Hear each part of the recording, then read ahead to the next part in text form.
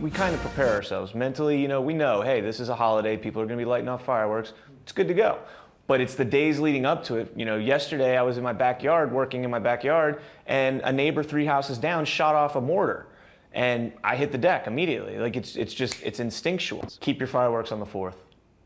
Don't do it before, don't do it after. Light them all, 4th of July at night, have a blast on that day.